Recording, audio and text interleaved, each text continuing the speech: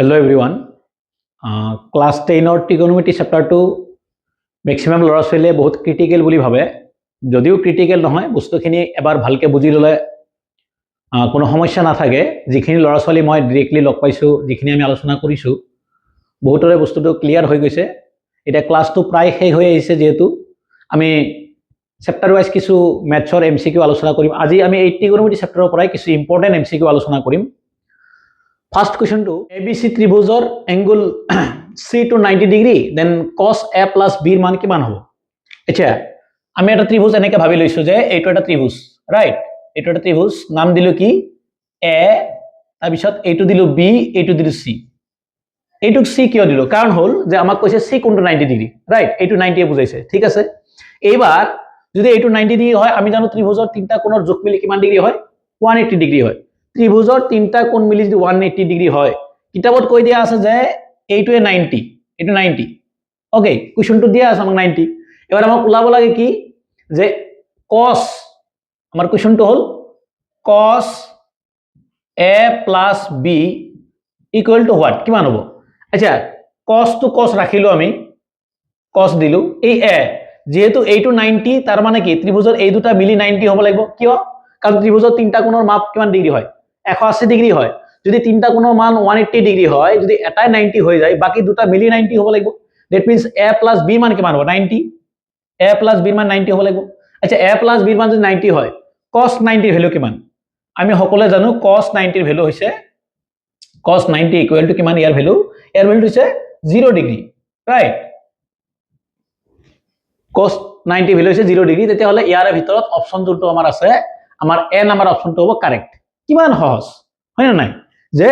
আমি জাস্ট এটা স্টেপ বুজি ললেই হল যে ত্ৰিভুজৰ তিনটা কোণৰ মাপ মিলি হ'ব 180 ডিগ্ৰী যেহেতু এটা আমাক C কোণটো 90 দিয়াই আছে তেতিয়া হলে বাকি দুটা মিলি 90 হ'ব লাগিব কাৰণ তিনটা মিলি যেহেতু 180 ডিগ্ৰী তো আমি 90 টো বাদ দিলো বাদ দিয়াৰ লগে লগে এই দুটা মিলি কিমান হ'ব 90 হ'ব কাৰণ 90 90 মিলি তো 180 হ'ব তো A plus B মিলি কিমান হ'ব 90 হ'ব তো cos 90 মান কিমান আমি যেটো চাৰ্ট পঢ়িছিলো চাৰ্টটো তোমাক যিখিনি ল'ৰা ছোৱালী মই লগ পাইছো তো এবিলাক বুজোৱা হৈছে লাগিলে আমি অন্য ভিডিওত বুজাব লাগিব এই যে আজি যেহেতু এমসিকিউ আলোচনা কৰিম আমাৰ যে চাৰ্ট আছে এই চাৰ্টটো তোমালোক দেখা পাইছা বৰ্ডত এই চাৰ্টটো তুমি চোৱাচোন 90 আমাৰ cos 90 ভ্যালু কিমান cos 90 ভ্যালু হৈছে 0 ডিগ্ৰী গতিকে ইয়াৰে কাৰেক্ট আনসাৰটো কোনটো হ'ব 0 ঠিক আছে যে এইবাৰ কোৱেশ্চনটো আমাক সুধিছে যে যদি A আৰু B পূৰক কোণ হয় তেন্তে তেতিয়া তলৰ কোণটো শুদ্ধ হ'ব তাৰমানে আচ্ছা পূৰক কোণ কাক কয় হেতু বুজিব লাগিব তাৰ মানে দুটা কোণৰ যোগফল যদি 90 ডিগ্ৰী হৈ যায় তেতিয়া হলে পৰস্পৰৰ লগত পূৰক কোণ বুলি কয় ইংৰাজীত কয় কমপ্লিমেন্টাৰী এংগল ওকে দুটা কোণৰ যোগফল যদি 180 ডিগ্ৰী হয় তাক সম্পূৰক বুলি কয় দুটা কোণৰ যোগফল যদি 90 ডিগ্ৰী হয় তাক পূৰক কোণ বুলি কেনেকুৱাকে সাপোজ মই এটা এংগল লৈছো এইটো এটা এংগল লৈছো এইটোৰ মান দিছো মই 75 ৰাইট মই আৰু এটা এংগল দিছো এনেকে এই এংগলটো দিছো মই কিমান 15 এই 75 আৰু 15 প্লাস কৰিলে আমাৰ ভ্যালুটো আহিব 90 গতিকে এই দুটা কোণ এটা আনটোৰ লগত পূৰক কোণ হ'ব দুটা কোণৰ যোগফল যদি 90 ডিগ্ৰী হৈ যায় তেতিয়ালে এটা আনটোৰ লগত কি হয় পূৰক কোণ আমাক সুধিছে যে দুটা কোণ দিয়া আছে পূৰক কোণ ওকে মানে আমি এটা ট্ৰায়াঙ্গল লৈছো এই ট্ৰায়াঙ্গল লৈছো ওকে সাপোজ এইটোৰ মান দিয়া আছে আমাৰ কিমান A এইটোৰ মান B এবাৰ এই দুটা পূৰক কোণ বুলি ক'লে এইটোৰ মান ধৰিলে 70 এইটোৰ মান 20 বা এইটোৰ মান 30 এইটোৰ মান 60 মুঠতে এটা আনটোৰ লগত পূৰক কোণ হৈ আছে প্ৰশ্নটো হ'ল যে কোনটোত আমাৰ এই কন্ডিশনটো স্যাটিসফাই কৰিব এতিয়া আমি যে চাৰ্টটো দেখা পাইছো আমাৰ যে ত্ৰিকোণমিতিক চাৰ্টটো আছে এই চাৰ্টটোৰ ক্ষেত্ৰত আমি যদি হেৰি চাও এই চাৰ্টটো তোমালোকে বৰ্ডত চোৱাচোন এটা চাবা যে আমি যদি এইটো এৰ মান যদি আমি 0 ধৰো তেতিয়ালে মোক কোৱাচোন এইটো মান কিমান হ'ব লাগিব কাৰণ দুটা মিলি 90 না যদি এইটোৰ মান 30 হয় তেতিয়ালে এইটো কিমান হ'ব লাগিব এইটো তেতিয়ালে 60 হ'ব লাগিব যদি এইটোৰ মান 45 হয় তেতিয়ালে এইটো কিমান হ'ব এইটো 45 হ'ব লাগিব নিশ্চয় আকৌ এইটো 60 হলে এইটো কিমান হ'ব লাগিব 30 হলে মানে এই দুটা মিলি 90 আকৌ এই দুটা মিলি 90 আকৌ এই দুটা মিলি 90 নিশ্চয় ওকে আমি এই চাৰ্টত যদি লক্ষ্য কৰো দেখা পাম যে যদি আমি প্ৰথমটো অপচনকে লও sin A এৰ মান লিলো আমি এৰ মান যদি আমি 0 ধৰো তে sin B এৰ মান 90 হ'ব তো sin A আৰু sin B এর মান কি একে হ'ব নেকি sin A এর মান হৈছে 0 আৰু sin B এৰ মান হৈছে 90 তো sin A এৰ মান হৈছে sin 0 ডিগ্ৰী মান sin 90 ডিগ্ৰী মান একে নেকি ডেফিনেটলি একে নহয় sin 90 ডিগ্ৰী মান আৰু sin 0 ডিগ্ৰী মান বেলেগ দেখা পাইছো আমি এটাৰ মান 0 এটাৰ মান 1 গতিকে এটা নহব এইটো গৈ আমি যোনটো ডি নাম্বাৰ আছে অপশ্যন আছে, ডি নাম্বাৰ অপশ্যনটো চোৱা, sec a equal two cosec b, অৰ্থাৎ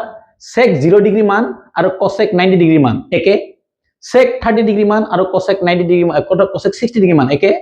sec 45 মান cosec 45 মান অৰ্থাৎ কি একে, অৰ্থাৎ ইয়াৰে ভিতৰত সম্পূৰক কোণৰ ক্ষেত্ৰত গৈ আমাৰ এই ডি নাম্বাৰ অপশ্যনটো কাৰেক্ট হ'ল। কিহৰ কাৰণে? cosec আৰু secৰ সম্পূৰক কোণৰ ক্ষেত্ৰত তাৰ মানটো কি হৈছে, একে হৈ আছে, ইকুৱেল হৈ আছে, এই কাৰণে ইয়াৰ কাৰণে কাৰেক্ট আনসাৰটো হ'ব আমাৰ কি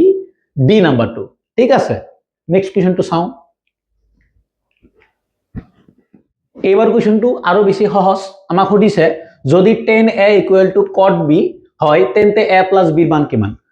এইটো আমি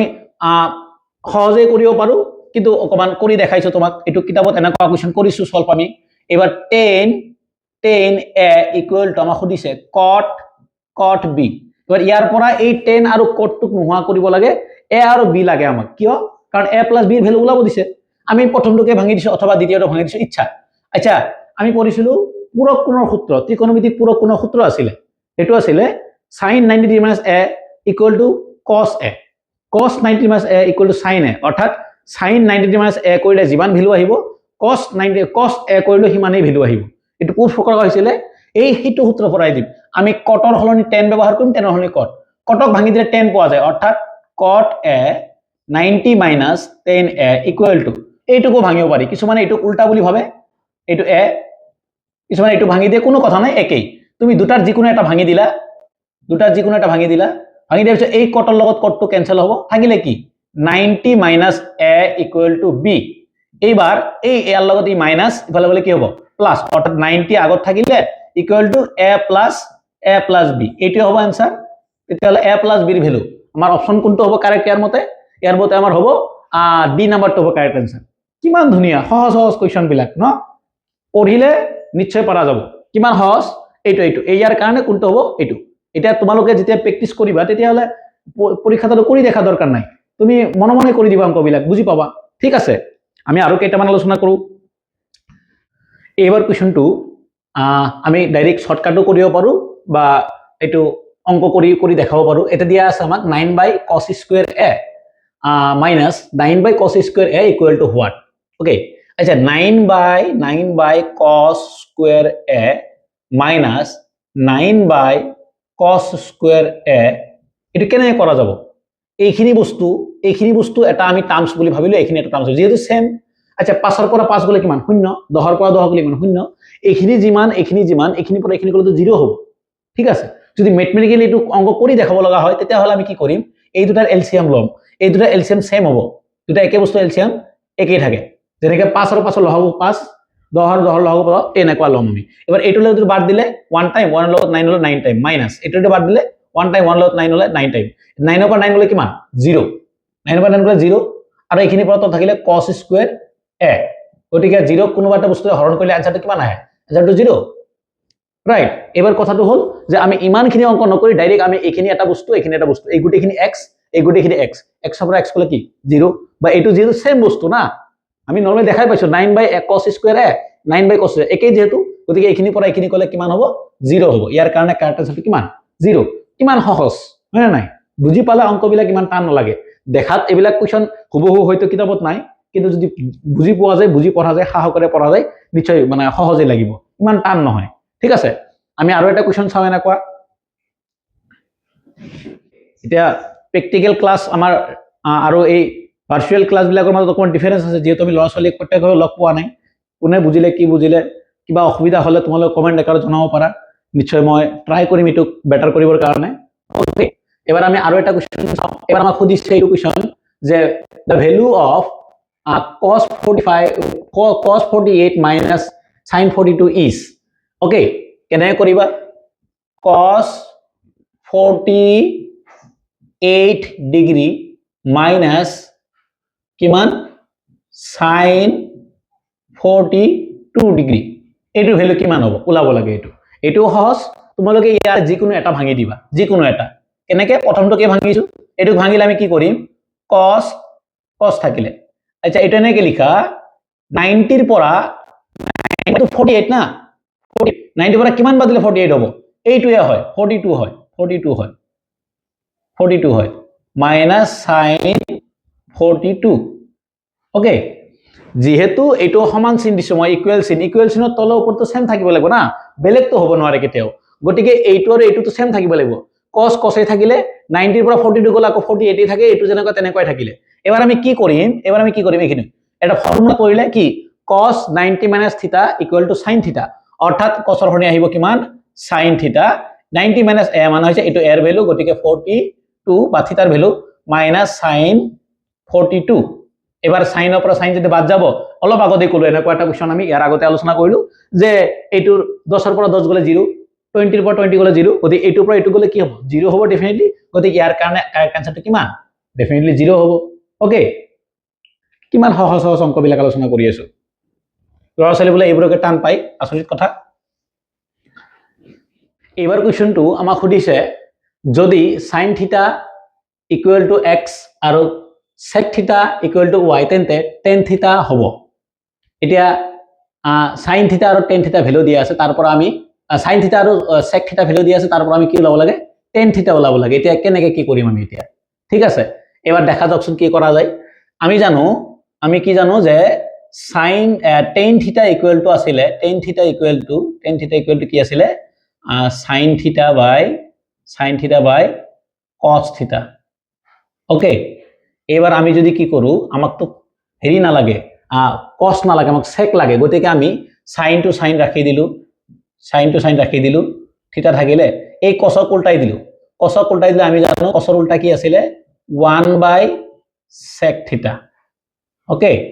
1 by sec থিটা এবাৰ আমি কি কৰিম sin ৰ ভ্যালু কিমান sin ৰ ভ্যালু দিয়া আছে আমাক x বহাই দিলু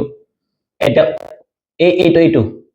এবাৰ আমি কি কৰিম এইটো টু ডিভাইড চিন এইটোক আমি মাল্টিপ্লাই কৰিম এইটো বস্তু উল্টি যাব উল্টি গলে এইটো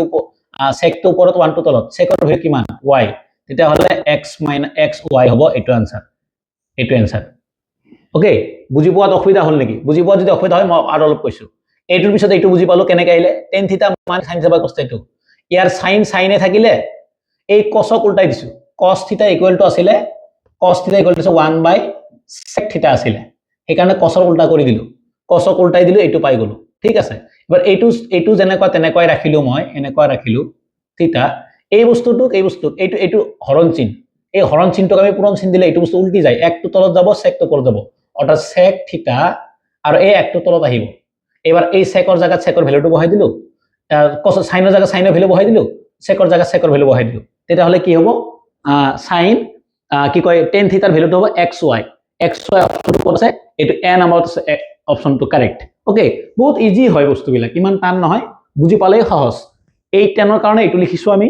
ঠিক আছে বুজা গৈছে তাৰ পিছত এইটো যেনেকৈ এইটো ফৰ্মুলা এইটো 10 ৰ ফৰ্মুলা এইটো হয় tan থিটা ইকুৱেল টু 1 by cot থিটাও হয় tan থিটা ইকুৱেল টু sin থিটা by cos থিটাও হয় আমি দুইটাই লিখিব পাৰো এবাৰ এইটোৰ কাৰণে এইটো লিখিছো তাৰ পিছত এইটো যেনেকৈ তেনেকৈ ৰাখিলে এই cos ৰ কাৰণে উল্টাই দিছো আমি জানো cos থিটা ইকুৱেল টু 1 by sec থিটা সেই কাৰণে cos থিটা উল্টাই দি এইটো লিখিলো ঠিক আছে sin থিটা থাকিলে এইটো লাইন লিখিলো sin থিটা থাকিলে এইটো উল্টাই দিলো এইটো উল্টাই দিয়াৰ লগে লগে এই একটো তলত গল আৰু sin টো ওপৰত গল ওকে কি উল্টাই দিলো কাৰণ এইটো কি আছিল ডিভাইড টু মাল্টিপ্লাই কৰাৰ লগে লগে এই তলৰ চিনটো উল্টি গল ওকে ৰেচিপ্ৰকেল হৈ গল এবাৰ sin এ থাকিলে sin ৰ ভ্যালুটো বহাই দিলো কাৰণ sin ৰ ভ্যালু কিমান দিয়া আছে আমাক sin ৰ ভ্যালু x দিয়া আছে আৰু sec ৰ ভ্যালু কিমান দিয়া আছে sec ৰ ভ্যালু আমাক দিয়া আছে